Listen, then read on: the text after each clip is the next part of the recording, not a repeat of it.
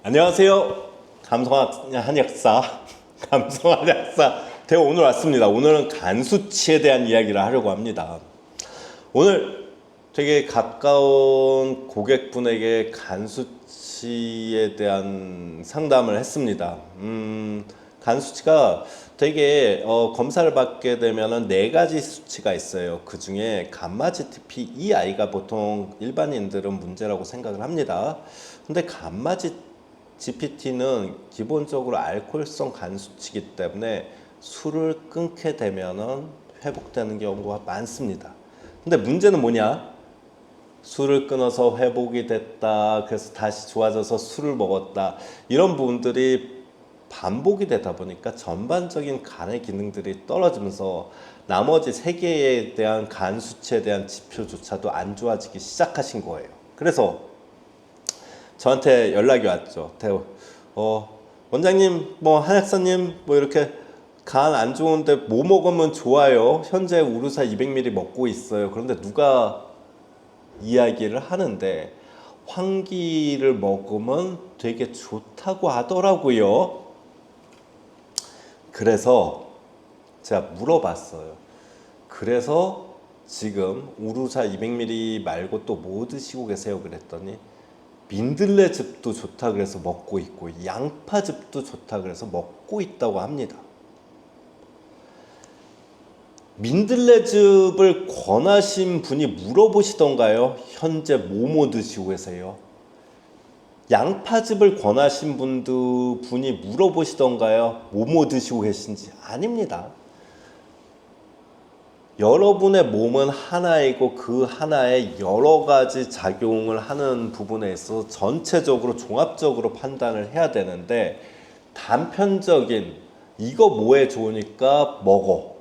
근데 간은요 하나예요. 수학 시간에 여러분들이 성적을 올린다고 시간이 아깝다고 과학, 물리, 영어 한꺼번에 하면 성적이 오를까요? 아닙니다. 기본적으로요. 간 수치가 안 좋은 부분에 대해서는 불필요한 거를 끊으셔야 됩니다. 제가 이 환자분은 거의 한 10년을 이제 알고 지내면서 워낙 친해서 형님이라고 부릅니다. 그래서 형님, 제가 형한테 약 팔아가지고 100만 원, 1000만 원 받을 것도 아니고 1억 받으면 사기?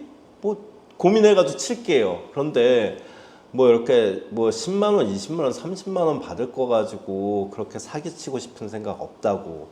형, 내가 형을 아는데 다음 주 약속 또 있죠. 또 술 드실 거죠. 술을 끊으셔야 삽니다.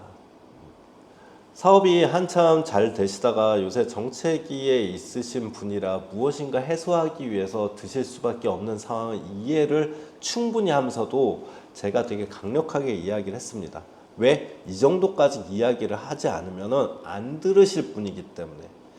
간 수치가 안 좋으신 분은요, 술을 반드시 끊으셔야 돼요. 그리고 술을 끊으면 세상이 무너지거나 일이 안 돌아갈 것 같잖아요. 돌아갑니다. 걱정하지 마십시오. 그리고 더 중요한 것은 술 끊었다고 안주하거나 안심하시면 안 됩니다. 이렇게 우루사 200 드시고 민들레즙 드시고 황기즙 드시고 양파즙 드시고 이거 간에 대한 분명히 부담이 되고 문제가 생겨요. 불필요한 건강식품 끊으시는 게 간을 살리는 방법입니다. 조금 더 적극적으로 구체적으로 간을 살리는 방법을 좀 이야기를 해 드릴게요. 너무 과격한 운동도 하지 마십시오. 과격한 운동 속에서 근육이 생성되기도 하지만 그런 어떤 신체 활동 자체가 실질적으로 간 수치를 높이기도 합니다. 그래서 본인이 내 친구들 중에서 상위 10에서 20% 정도의 운동량이다. 그러면 중간 50% 이하로 줄이십시오. 두 번째, 되게 간 수치가 높으신 분들은요, 스트레스가 많으신 분들이 많으세요.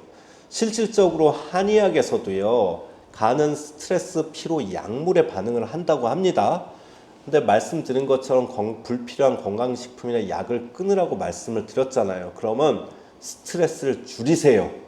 스트레스를 어떻게 줄여야 되느냐? 제가 얼마 전에 휴가를 갔다 왔습니다. 토, 일, 월. 그런데 그 휴가 기간에 저는 빌 게이츠의 휴가법과 동일했어요. 제가 따라한 건 아닌데 보니까 똑같더라고요. 먹고, 자고, 걷고, 책 보고 그렇게 해서 금, 토, 일 딱 2박 3일 동안 책 한 권을 보고 왔습니다. 다른 거 안 했어요.